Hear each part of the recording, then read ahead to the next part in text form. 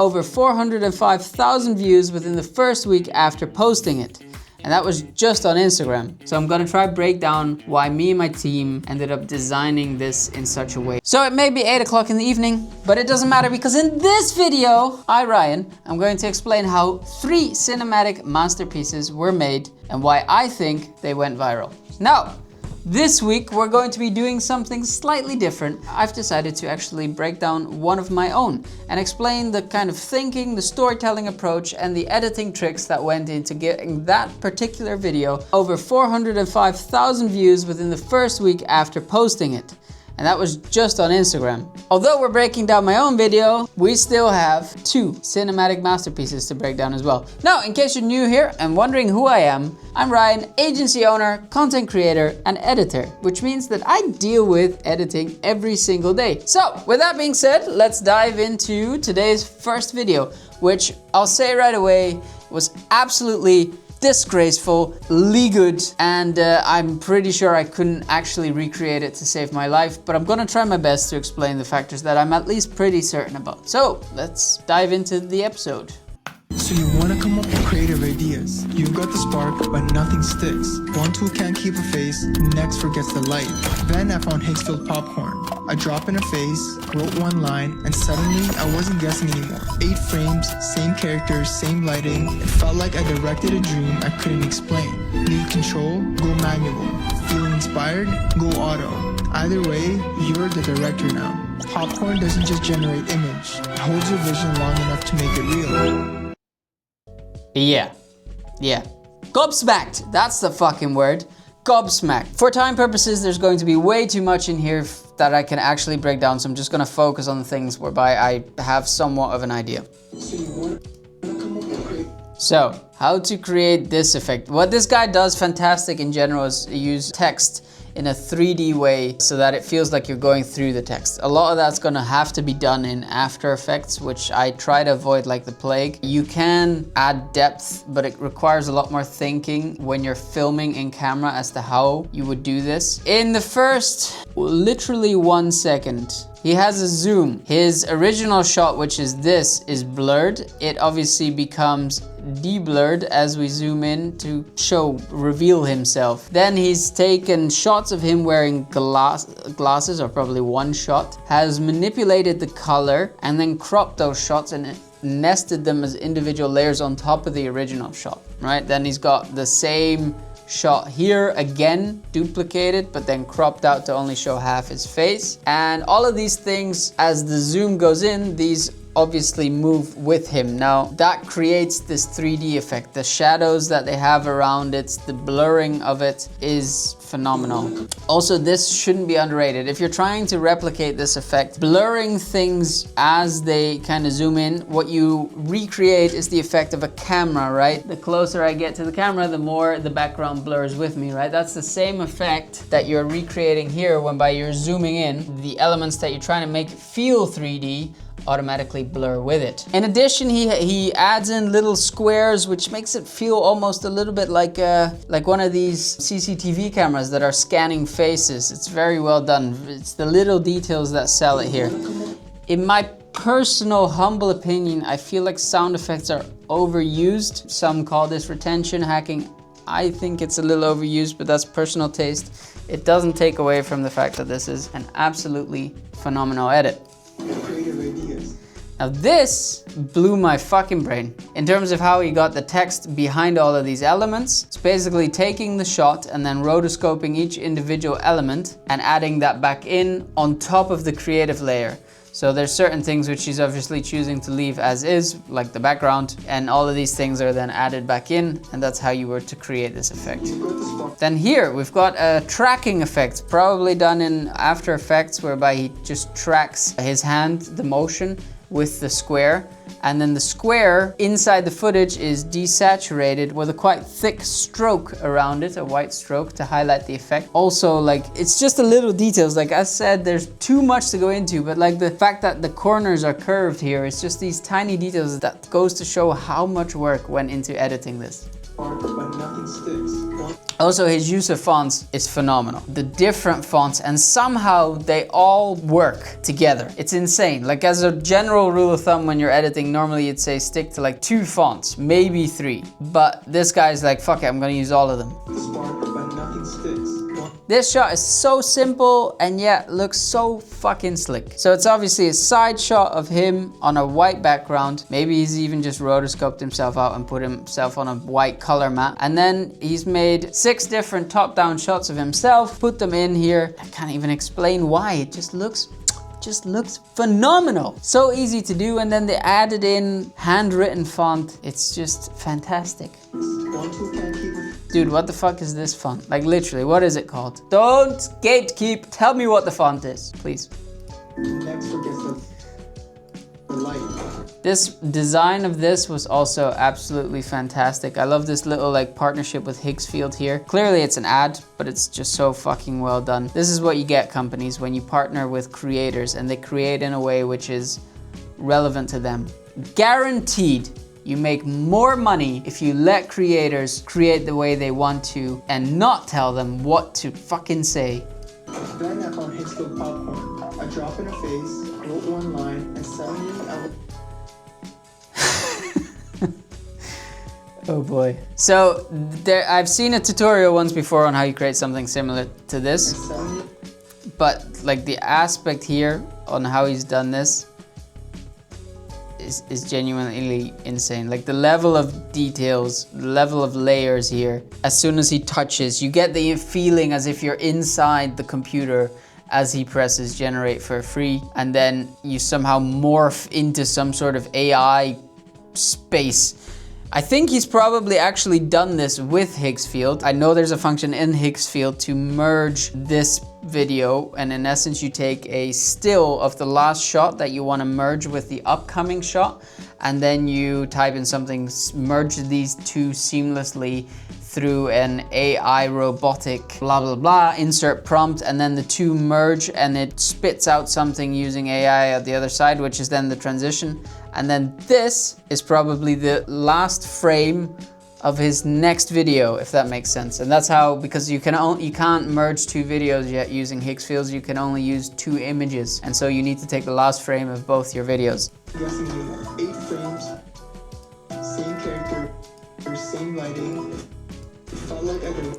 Now this looks fucking sick. Here's how I would do it. So he's got, I think, 5 video clips of himself doing something. Maybe it's images. And you drag them on top of your layer, right? So you shoot yourself sitting at a table as he's doing currently. And then you've got the 5 other individual layers. You put them in front of him. You scale it so that you get it to about this size. Then you put the blend mode of your video to screen. That's gonna create this like ability to kind of see the background behind it, right? And you're gonna get this kind of hologram effect already slightly. Now there's a lot of details that go into manipulating this perfectly. One thing that I think he's definitely used is a strobe, which is what's causing the little flashing. In addition, he's got a bit of a grid effect going on here, which could be just using noise, could be using grid. There is a scan lines effect that you could potentially use as well. All of these are YouTube videos. When you search how to make scan lines, you'll find it. And then as you can see, the shot here bends kind of, which means he's probably used the lens distortion effect on top, and then he just kind of automates them so that when his hand makes the movement, the next screen appears. And then he's just been very smart as to how to use lighting again, the same that I spoke about the camera. He's now made the background darker, which automatically brings your attention to the foreground. It's great use of lighting. Here again as the camera zooms in. Although he's probably done this zoom in manually, but still. Same lighting, it felt like I directed a Then I've been breaking my brain as to how to do this. I know there's a way whereby you can make text curved in Photoshop. To get it curved, it's just about making it in the way that he's designed here, and then start small and be wary to make it a little bit bigger each time you come up in order to get the proper 3D effect that you want. In addition, again here, he's blurred the background more from when it was first here, right? So here it's in focus, and as he comes up, he's blurred the background in order to make you focus on the text. It's this constant, he's basically constantly replicating what an actual camera lens would do in order to repull where you need to focus on as a viewer. Feeling inspired? Go auto. Either way, you're the director now. Fucking insane. Insane. If you were to get a text box, then put the blend mode once it's nested to overlay, and you increase the exposure of it somewhat, you'll get this like blended into the table effect. You'll then need to lock it into place so that when the camera moves, it actually stays on the table. And of course, once you've done all of that, you'll now need to rotoscope the light, the phone, this, his hand, all of these things in order to make it feel like it's actually on the table. Those little details are so important to properly sell the effect that if you don't do that, chances are it's gonna look shitty. Popcorn doesn't just generate image. Again, this is similar to the previous one. It's just the screens, rather than using them as a lens distortion and having it go from left to right, instead they are put to a slight angle using basic 3D and then aligned on both sides so that as the camera zooms out, more appears, and again highlighting this 3D effect that he's been doing. It's phenomenal. There's still so much more that I could go on about in that one, but we're gonna move on to video 2. This one is slightly simpler in terms of editing style, but has cinematic finesse that I wanted to reiterate.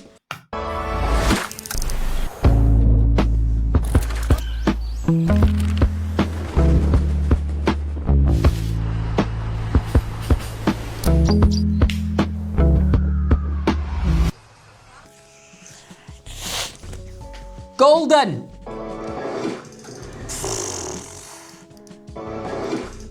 So one important thing that he does multiple times throughout this video for you to know is use wipes as a means to re-guide your focus. So what do I mean by that? Here you'll see the train comes in, and then here he has a video that you don't actually even see. You just see houses, but it goes so fast, and somehow because of the motion of it, it helps you refocus where you're looking at. You see, because what he's done well is the train goes this way, and so the movement of the house here, this feels like an extension of the train when done at speed. Obviously, when I break it down like this, you don't see it as much, but it somehow matches the same movement of the train, and that means that when we get to this, our eyes are refocused less on the bottom half here of the screen and instead rather on the middle of it, again, where it's supposed to be. Then we've got sick match cuts, which I know are just phenomenal in Porto. There again, match cuts. Yeah, that was another one of those wipes. So let me just explain over these wipes. If you're filming, if you're trying to aid a transition, something simple that you can do is literally just kind of swinging your camera. When you are, for example, let's say you're shooting a gym video and you'll want to add in these wipes to switch between movements and different exercises and stuff. What you can do is just kind of swing your camera in the gym in the same approach, and what you're gonna get is give yourself a whole toolbox of potential transitions that you can use to switch between scenes.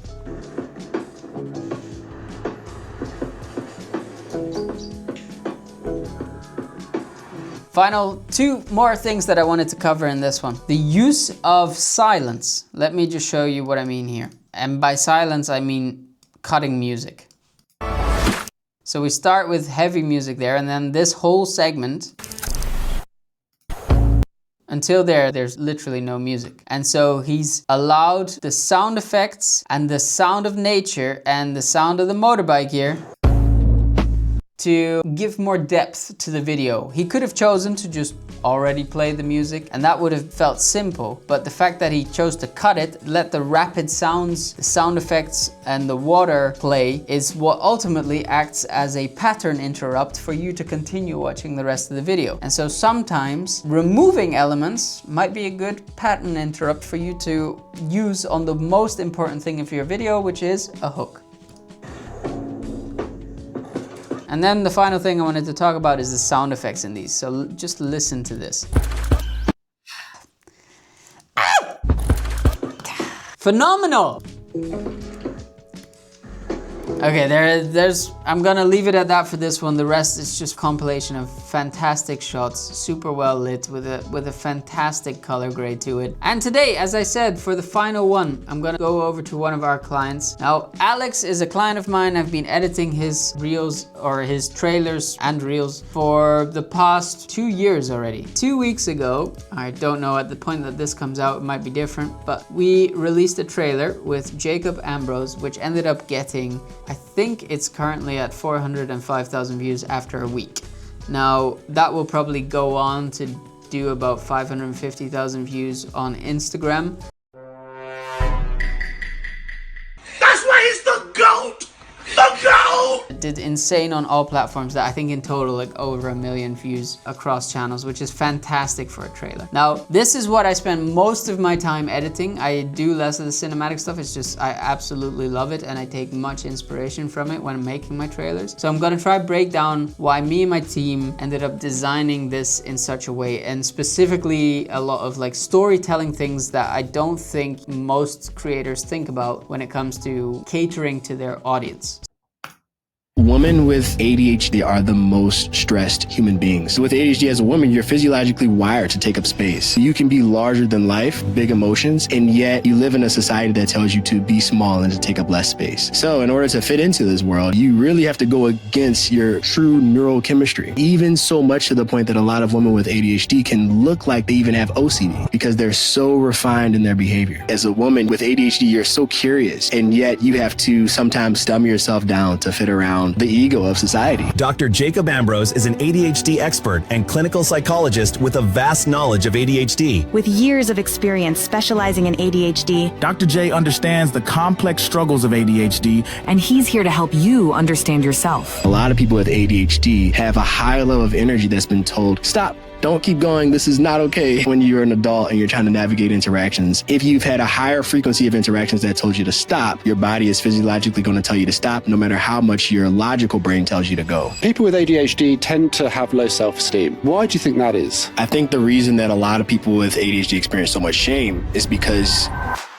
All right, let's try break that down. So the one thing we try to focus on when making all of these trailers, Alex's audience is over 90% female, which means that we try to speak directly to that audience within the first 3 seconds of a hook. Now, in this case, Dr. Jacob, I'll have to admit, was also phenomenally well spoken in speaking directly to that audience. And so what he did was say, women with ADHD are the most stressed human beings. Now, what does that reinforce? The fact that women we're speaking to with ADHD, and we're speaking to one of their main pains, and that's the fact that they are stressed. As a result, you get a group of people that feel seen. And so if you go through the comments on this video, you also see that one of the most recurring topics is people saying, oh wow, I feel seen, or this is so me, or I can totally relate, finally someone who voiced it, this kind of stuff. We try to aim for with most trailers, and we've just seen time and time again that every time we try and either say women with ADHD, people with ADHD, it's just such a massive jump up. If you have a podcast and you're creating for a specific audience, try and understand what the graphics or the demographics, I should say, are that speak to that audience that ultimately will get them to feel heard. Most stressed human beings. With ADHD as a woman, you're physiologically wired to take up space. You can be larger than life, big emotions, and yet you live in a society that tells you to be small and to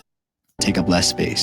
So we're continuing on that same trend, right? We're continuing to feed into this, we see you. Women in this case, they're going to feel as if they're directly spoken to. Oh, that's exactly how I feel. I feel like I'm constantly being suppressed. I'm not allowed to have big emotions. And so if you can figure out ways, clips, let's say, that speak directly to those people, then you increase your chances of going viral. Now, in terms of editing approach, we decided to keep this, let's say, raw, authentic. It's not crazy amount of flashy animations and effects. In general, we try to avoid that for this particular client. Now, we have other clients whereby we add in a ton of effects. For this one, we don't, because again, the audience are people with ADHD, and so they get quickly overstimulated if there's too much going on. And so if you look at this compared to other edits we've done, it's simple B-roll, technically simple B-roll with a slight overlay. And that comes back time and time again. Sometimes it's more important about understanding what your prospective client wants and less about what you think looks great.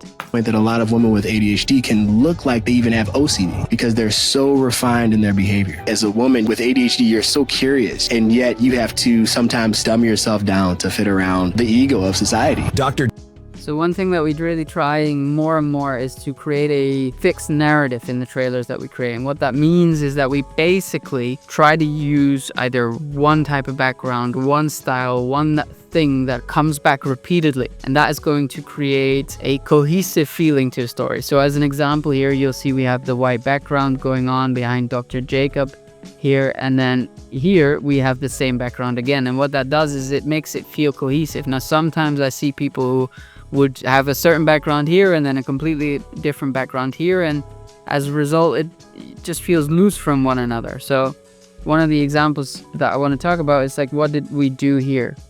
A lot of in of itself, you could create this relatively simply. with ADHD have a high level of energy that's been told, stop, don't. So this is similar to what I explained in the previous aspect, and it's actually where we got the inspiration from. It says zoom in, that as you zoom in, you recreate the effect of the camera and you blur the aspect that is coming forward to ultimately create this 3D effect till eventually it goes past and it shows the next thing that you wanted to focus on. Now we have the stop sign, and then Don't keep going, this is not okay. zoom back out and we reinforce the 3D effect that we were originally trying to sell.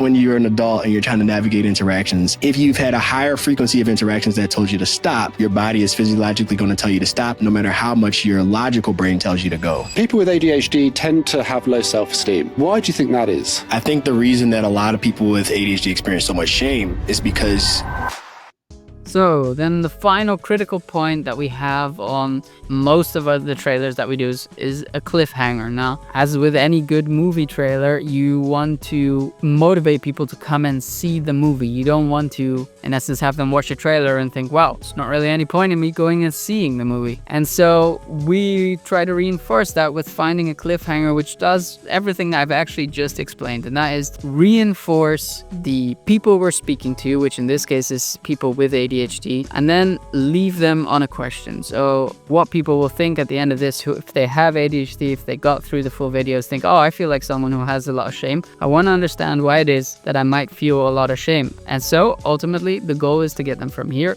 to the podcast. And that is a very, very, very quick broken down insight into how we create these trailers. Now, if you found this interesting, give me a like and subscribe. That would be greatly appreciated. Helps grow this channel and ultimately make sure that I come showing up week after week. It would mean also, if you enjoyed this and want me to break down more of the content that we created, I can try and mix it up between heavily edited animations and more story driven things. Yeah, let me know in the comments down below and I'll add those in. And with that being said, I'll see ya in the next one.